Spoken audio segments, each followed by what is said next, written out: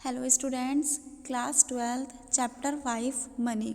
ठीक है, चैप्टर में हम पढ़ेंगे मनी के बारे में और बार्टर एक्सचेंज के बारे में, बार्टर सिस्टम के बारे में। तो फर्स्ट टॉपिक हमारा आता है मीनिंग ऑफ बार्टर एक्सचेंज। ठीक है, कि बार्टर एक्सचेंज सिस्टम क्या है। Barter exchange refer to exchange of good for goods. कि बार्टर सिस्टम जो है ये एक ऐसा सिस्टम या एक ऐसी सिचुएशन है जहाँ पर एक्सचेंज किया जाता है गुड्स को गुड्स के बदले। यहाँ पर क्या होता है कि हमारी जितनी भी गुड्स होती है हम उसको गुड्स के बदले में ही चेंज करते हैं। पुराने टाइम में पैसा नहीं होता था तो गुड्स के बदले में गुड्स को चेंज किया जाता था और वो हमारा बार्टर सिस्टम कहलाता था। ठीक है, जैसे अब किसी एक पर्सन को व्हीट की ज़रूरत है, मीन्स उसको आटा चाहिए और दूसरे को राइस, दूसरे को चावल चाहिए, तो वो आटे के बदले में चावल को बदल सकते थे। एक गुड्स के साथ दूसरे गुड्स को चेंज कर लिया और चावल के बदले में आटे को चेंज कर लिया जाता था। मतलब दोनों की नीड को कंप्लीट कर लिया, तो that is be barter exchange. यहाँ पर हम गुड्स के बदले में गुड्स को चेंज कर रहे हैं, तो यहाँ पर हम कौन सा सिस्टम यूज़ कर रहे हैं? Barter system. ठीक है, अब देखते हैं इकोनॉमी। बार्टर इकोनॉमी क्या होती है? An economy where there is a direct barter of goods and services is called a barter economy. कि एक ऐसी इकोनॉमी जहाँ पर बार्टर सिस्टम चलेगा वहीं पर बार्टर इकोनॉमी कहलाएगी। कि हम किसी भी गुड्स एंड सर्विसेज के बदले में दूसरी गुड्स एंड सर्विसेज को प्रोवाइड करा रहे हैं तो वो बार्टर इकोनॉमी कहलाती है। और हम इसको दूसरे नाम से भी जानते हैं, सी इकोनॉमी। सी स्टैंड करता है हमारा कॉमोडिटी, कि एक वस्तु के बदले में दूसरी वस्तु को देना। ठीक है, अब यहाँ पर बात करते हैं हम इसकी लिमिटेशन की। Limitations of barter exchange. The major limitation of barter exchange, first आती है हमारी lack of double coincidence of wants. Double का मतलब होता है कि ज़रूरी नहीं है हर बार हमारी चीज़ों की जो क्वांटिटी है वो सेम हो, है ना। कि हमें किसी और चीज़ की ज़रूरत है लेकिन दूसरे के पास वो चीज़ नहीं है, तो यहाँ पर क्या होता है कि हर बार दोनों समान लोगों की जो इच्छा होती है वो सेम नहीं हो पाती, वो नीड कंप्लीट नहीं हो पाती। अब मान के चलिए कि किसी को ज़रूरत है, यहाँ पर किसी को ज़रूरत है कि भाई उसको क्या चाहिए, 1 kg उसको गोल्ड चाहिए और हमें नीड है किसकी? हमें नीड है 1 kg। यहाँ पर हम लेंगे कि दूसरे को नीड है 1 kg राइस की। ठीक है, तो दोनों की जो क्वांटिटी है वो अलग हो जाएगी। भाई केजी गोल्ड में काफ़ी में होता है और जो हमारी राइस होगी वो अलग होगी। तो यहाँ पर क्या होता है, हर बार समान नहीं होता, सेम नहीं होता, तो यहाँ पर हम किसी और चीज़ के बदले में उसको किसी और चीज़ के बदले में चेंज कर सकते हैं। ठीक है, सेकंड आती है हमारे lack of common measure of value. यहाँ पर वैल्यू को अगर हमें किसी चीज़ की मेज़र करनी है वैल्यू, तो सेम कंडीशन आ जाएगी। अगर हम गोल्ड की वैल्यू लेंगे वो अलग होगी, हम किसी अपने राइस की व्हीट की वैल्यू लेंगे तो वो अलग होगी, तो हम उसको भी मेज़र नहीं कर सकते, है ना। तो यहाँ पर हमारी वैल्यू क्या हो जाएगी? चेंज हो जाएगी। ठीक है, lack of standard of deferred payment. जहाँ पर भी डिफर्ड आ जाता है वहाँ पर हमारा क्या होता है, फ्यूचर में के लिए, कि हम इसको फ्यूचर के लिए रख सकते हैं, हम अब फ्यूचर में इसका पेमेंट चेंज हो सकता है। ठीक है, क्योंकि सभी चीज़ों का पेमेंट क्या होता है, चेंज होता रहता है। ठीक है, ये थी आपकी थर्ड लिमिटेशन। फोर्थ आती है lack of store of value. भाई हम मनी को स्टोर करके रख सकते हैं लेकिन हम अपने जो प्रोडक्ट होते हैं उनको स्टोर करके नहीं रख सकते। आपने कोई फ्रूट लिया है, मान के चलिए कोई एप्पल परचेज़ किया है, क्या आप उसको स्टोर करके रख सकते हो? नहीं। तो हम यहाँ पर स्टोर ऑफ वैल्यू जो करनी होती है वो हम मनी को स्टोर करके रख सकते हैं। क्लियर है? तो यहाँ पर हमारा ये आपकी 4 लिमिटेशन है जो आपको पढ़नी है। Lack of double consideration of wants, lack of common measure of value, lack of standard of deferred payment and lack of store of value. ठीक है, फोर्थ आता है डेफिनेशंस ऑफ मनी। कि मनी की क्या परिभाषा है। अब मनी पढ़ते हैं कि मनी क्या है। मनी इज़ एनीथिंग, मनी सब कुछ है which is generally accepted as a medium of exchange, measure of value, store of value and means for standard of deferred payment. कि भाई मनी क्या है? मनी सब कुछ है। मनी को हम हर एक वैल्यू में, हर एक चीज़ में चेंज कर सकते हैं। हम कोई भी प्रोडक्ट परचेज करते हैं, कोई भी सामान हम खरीदते हैं तो हम मनी के बदले में ही खरीदते हैं। अगर हम किसी को मनी देंगे तो ही हमें वो कुछ सामान देगा।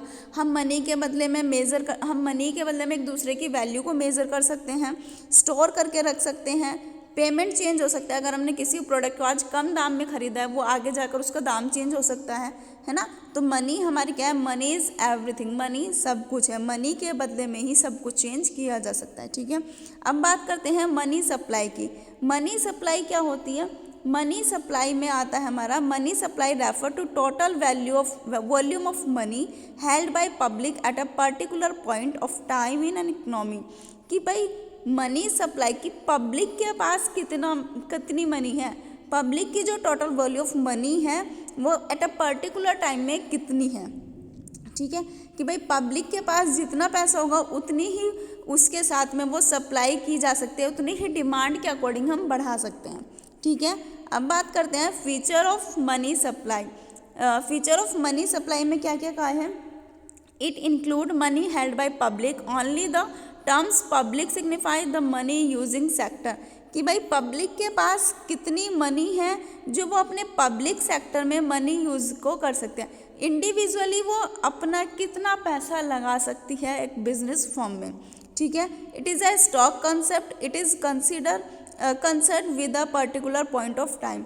ये एक स्टॉक कॉन्सेप्ट होता है जो पब्लिक टाइम, जो एक पर्टिकुलर टाइम पर होता है, ठीक है। कि भाई पॉइंट ऑफ टाइम कि आज का टाइम है तो इसमें मेरा कितना स्टॉक यहाँ पर मेरे पास है, ठीक है। अब यहाँ पर ये कुछ इंपॉर्टेंट मेजर है, मेजर ऑफ मनी सप्लाई की till 1967-68 reserve bank of India used only the narrow major of money supply. तो आरबीआई ने ये कुछ मेजर्स मनी सप्लाई के लिए यूज़ किए थे। 4 अल्टरनेटिव मेजर है, M1, M2, M3 और M4, ठीक है। तो फर्स्ट देखते हैं हम M1 को हम एक first and basic measure of money supply बताया गया। It is also known as a transaction money. ये हमारा M1 जो होता है एक ट्रांजेक्शन मनी कहलाता है। तो अब देखते हैं हम इसमें क्या होगा। M1 is equal to currency and coins with public plus demand deposit of commercial bank plus other deposit with RBI। तो M1 में हम क्या करते हैं, M1 में हमारी जितनी भी करेंसी पब्लिक के पास है, जितना भी पैसा पब्लिक के पास है, प्लस डिमांड डिपॉजिट जो हमारी सेविंग डिपॉजिट होगी कॉमर्शियल बैंक के through, and other deposit with RBI। Other deposit हमारे जैसे वर्ल्ड बैंक का पैसा और IMF का पैसा, ये सब पैसे हमारे M1 में इंक्लूड किए जाते हैं, ठीक है। M2 की बात करते हैं। M2 हमारा होता है it is broader concept of money supply as compare to M1। इसको कंपेयर करते हैं हम किससे, M1 से। तो M2 is equal to M1 plus saving deposit with post office saving bank. यहाँ पर हम M1 को रखेंगे प्लस सेविंग डिपॉजिट, जितनी भी हमारी डिपॉजिट सेविंग होगी with post office saving bank और पोस्ट ऑफिस के थ्रू। क्लियर है। अब बात करते हैं M3 की। M3 this concept is broader as compare to M1। In addition to M1 it is also include net time deposit. तो हमें यहाँ पर M3 is equal to M1 आएगा कि currency and coin public, demand deposit commercial bank plus other deposit with RBI and plus net time deposit with bank. Time deposit bank जो हमारा net होता है वो हमारा फिक्स्ड डिपॉजिट होता है जो टाइम के लिए रखते हैं हम। फिक्स्ड डिपॉजिट FD जो करते हैं तो वो एक पर्टिकुलर टाइम के लिए किया जाता है जो हमारा M1 के साथ में इंक्लूड किया जाएगा और किस में, M3 में, ठीक है। M4 पर आते हैं। M4 हमारा जो होगा these measure include total deposit with post office saving bank in addition to M3। तो M4 is equal to M3, जितना भी M3 है, M1 plus net time deposit with bank plus total deposit with post office saving bank, कि जितना भी total deposit post office से होगा, saving bank से होगा, वो M4 में इंक्लूड किया जाएगा। सो स्टूडेंट्स, लास्ट टर्न पर आपको जो वर्क गया है उसमें इस चैप्टर की आपको पीडीएफ दी गई थी।